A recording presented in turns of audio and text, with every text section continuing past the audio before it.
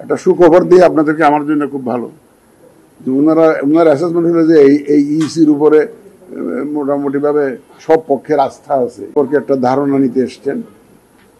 যে এটা প্রিপারেশন কিরকম, আমাদের রাজনৈতিক দলগুলোর কি অবস্থা, ভোটারদের কি অবস্থা, ইলেকশন কমিশন সম্পর্কে তারা জানতে চাচ্ছেন, একটা ফ্রি ফেয়ার ইলেকশন হবে কিনা, এগুলো ইত্যাদি বিস্তারিত ওনারা একটা প্রি ইলেকশন একটা অ্যাসেসমেন্ট করতে এসছেন এখানে। এর মধ্যে ওনারা বিভিন্ন রাজনৈতিক দল এবং বিভিন্ন পক্ষের সাথে ওনারা কথা বলেছেন। সংস্কার কমিশনের অনেক ইলেকট্রাল সংস্কার কমিশনের চেয়ারম্যানের সাথে বোধহয় ওনারা বসেছিলেন, অনেকের সাথে অলরেডি বসেছেন, আরো 2 দিন বোধহয় ওনারা থাকবেন। তা আজকে আমার কাছে এসেছিলেন, ইলেকশন কমিশনে আসছিলেন, একটা সুখবর দিয়ে আপনাদেরকে আমার জন্য খুব ভালো যে ওনার অ্যাসেসমেন্ট হলো যে এই ইসির উপরে মোটামুটি ভাবে সব পক্ষের আস্থা আছে। এটা শোনার পর আমার একটু ভালো লাগলো আর যে এটা সব বলে যে ইসির উপরে আস্থা আছে। তো যাই হোক, ওনারা বিভিন্ন পক্ষের সাথে কথা বলেছেন এবং আমাদের কাছ থেকে মূলত যেটা যে ওনারা আমরা এই যে নেক্সট যে জাতীয় নির্বাচনের জন্য আমাদের প্রস্তুতি কেমন,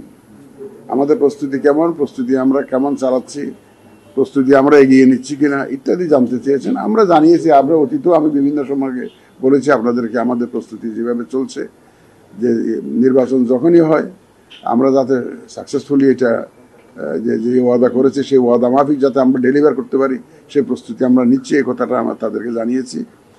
তারপরে ওনারা বোধহয় ইলেকশন অবজারভার হিসেবেও আসতে চান। অতীতে ওনারা আসেননি, গত 3টা নির্বাচনে ওনারা আসেননি, ওনাদেরকে আসার জন্য বলা হয়েছে, অনুরোধ করা হয়েছিল, ওনারা আসেননি। এবার আসার জন্য ওনারা আগ্রহী, যে Carter center is interested to come as observer in the next election. তো আমি বলেছি যে আপনারা যদি আসতে রাজি থাকেন, আমরা উইল রাদার ওয়েলকাম ইউ। আমরা ফরেন যারা অবজারভার আসতে চান, যাদের ট্র্যাক রেকর্ড আছে, মোটামুটি ভালো অবজারভার হিসাবে কাজ করেছে বিভিন্ন দেশে, অভিজ্ঞতা আছে এবং মোটামুটি ফ্রি ফেয়ার এবং এই যে ইলেকশনের পক্ষে ওনারা যাতে নিউট্রালি যারা কাজ করে, কোনো দল বা কোনো পক্ষের হয়ে যারা কাজ করে না, সেই ধরনের অর্গানাইজেশনকে আমরাও এনকারেজ করি। আমরা বলেছি ওনারা এইটা একটা ওনারা খুব বিবেচনা নিয়েছেন। ওনারা আরো ভবিষ্যতে আসবেন, কিন্তু এবারের মতো একটা প্রি ইলেকশন অ্যাসেসমেন্ট ওনারা করতে এসছেন, আমাদের প্রিপারেশন নিয়ে জানতে এসছেন। এটা আমরা তাদেরকে জানিয়েছি। মোটামুটি ভাবে একটা লম্বা আলোচনা, দীর্ঘ আলোচনা হয়েছে এবং আমি মনে করি যে এটা খুব ফলপ্রসূ হয়েছে, আলোচনাটা খুব ফলপ্রসূ হয়েছে। তো ঠিক আছে, আপনাদের ধন্যবাদ। আবার বিষয় কি?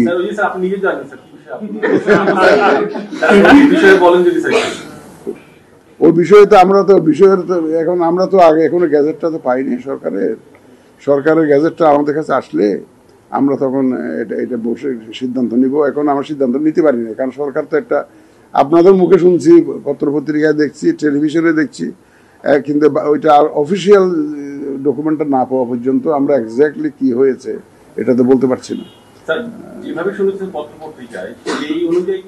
না, সেই অনুযায়ী কোনো সিদ্ধান্ত নেওয়া যাবে না। সেই সঙ্গে আমরা কোনো পত্রিকার ভিত্তিতে নিলে তাহলে ভাই আর কোনো কাজই করা যাবে সেটা আমরা বসে সিদ্ধান্ত নিব। যেটা আমরা বসে সিদ্ধান্ত নিব, কোনো অসুবিধা নেই। আপনার প্রজ্ঞাপনটা আসতে দেন না, দরকার হলে আপনারা একটু তদবির করে নিয়ে আসেন। তাই আমরা ডেফিনেটলি আমরা তো ইলেকশন কমিশন তো আমরা তো এই দেশেই কাজ করি, তাই না? এটা এই দেশেরই একটা কনস্টিটিউশনাল বডি, এই দেশের জন্যই কাজ করি। সুতরাং আমরা তো এই সমস্ত বিষয়ে তো আমরা equally concern, but we are waiting for the gazette notification to come. এটা আসলে এবার আপনারা দেখতে পাবেন, আসলে দেখবেন, যখন দেখবেন যে সবকিছু আকাশে সূর্য উঠে গেছে, তখন তো পরিষ্কার হয়ে যাবে আপনাদেরকে। দেখবেন, আপনারা অপেক্ষা করেন, কিছুক্ষণের মধ্যে আসবে। এটা কে খবর দিল? আপনি ভালো, আপনাদের তাহলে আপনারা আমরা কি করবো এটাও তো জানেন, তাহলে নিশ্চয়। হ্যাঁ, না, আসুক ইনশাল্লাহ আসলে সিদ্ধান্ত হলো স্যার আপনি এসে আবার ব্রিফ করে না আমার মুখ থেকে কেন যে না না ইসির পক্ষে কথা বলার জন্য তো অথরাইজ লোক আছে। অনেক বড় সিদ্ধান্ত স্যার, অনেক বড় সিদ্ধান্ত স্যার। আপনি আমরা সবাই আপনি বলবেন না এটা যা হবে আমাদের তো মুখপাত্র আছে, অসুবিধা নেই, মুখপাত্র আছে। Thank you very much.